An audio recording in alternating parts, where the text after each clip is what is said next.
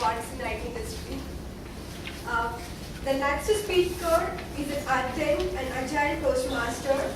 He is going to give his project number 3 in Competent Communicator Manual.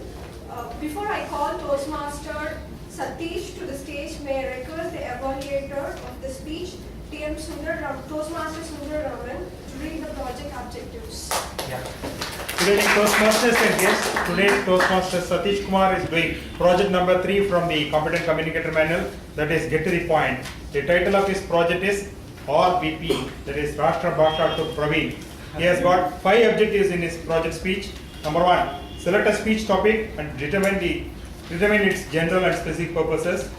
Number 2, organize the speech in a manner that best achieves those purposes. 3, ensure the beginning, body and conclusion reinforce the purposes. Number 4, project sincerity and conviction and control any nervousness he may feel. The last objective, try not to use notes. Time for this project is 5 to 7 minutes. All the best. Ladies and gentlemen, please put your hands together to welcome Toastmaster Satish.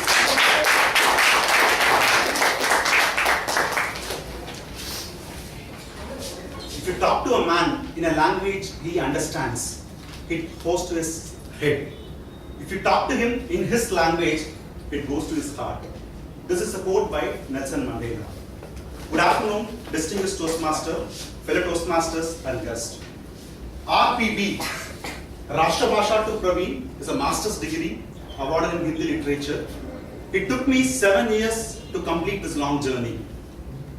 Today I am going to share my experience about this long journey, explaining why I started this journey, how I achieved it, and how it helped my career and personal life.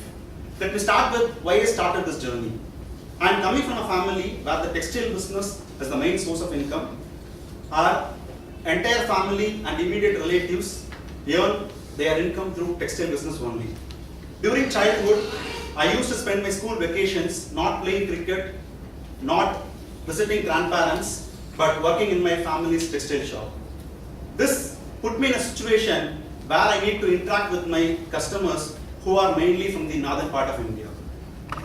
During mid-90s, you could easily make out the difference between the local call and STD call by listening to the ringtone in telephones. Nowadays, even you can listen to the caller's voice as a ringtone. Once I was sitting close to the telephone when it rang. Even though I knew it was an STD call, I attended it and said in a hurry, I'll call my cousin.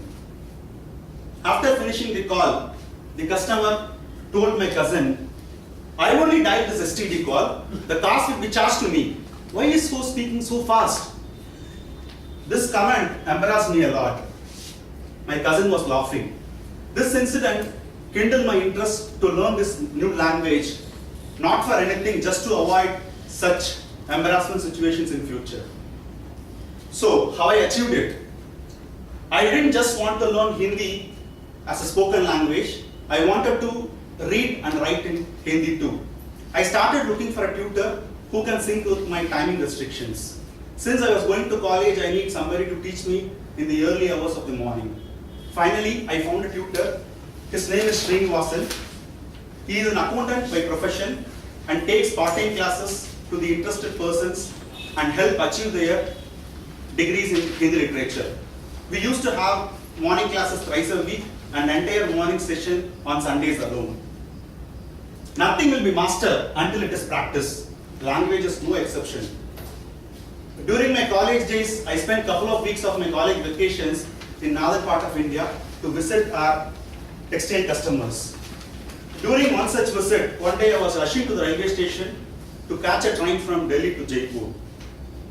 My hotel is a 30 minutes drive to the railway station. I came out of the hotel and I called the nearby auto rickshaw man and I asked him, Bhaiya, how much will charge for the distance? He said, 150. Immediately I said, no, I will pay you 250. Without any hesitation, he asked me to get inside the auto. I reached the station, then I called my friend and I was explaining this incident that I have negotiated with the auto guy's language and I saved $100. My friend corrected me saying, you have not earned 100 rupees, you lost rather. This this incident only realized that I have the confusion about this 150 and 250, which is the date serve and die serve. After this incident, for a while, I used to negotiate in the range of 10 rupees, less or more, not exactly on date serve and die serve. So this incident made me realize that paying attention to the numbers also important when you learn a new language. After with my effort, I started practicing and improved on this language. Now that I learned the language to an extent, how did it help my career and personal life? Years rolled on. I was comfortable in conversing in Hindi as a part of daily routine. When I started visiting my suppliers in the northern part of India, it was very useful. When I wanted to get a work done from my factory engineers, I used to interact them in a language they speak daily. This also gave me a good rapport with my boss, one of the boss rather, who was from Maharashtra. One of my neighbor who lives in my same floor of me is from Calcutta. They have a very cute little girl, age 3, named Piyu. She used to come to our house to play with my sons. That time I took the most advantage of knowing this language. I used to be a translator between my sons and this Piyu. By looking at this happening, my eldest son started learning faster despite his reluctance on learning his third language in the school, which is Hindi.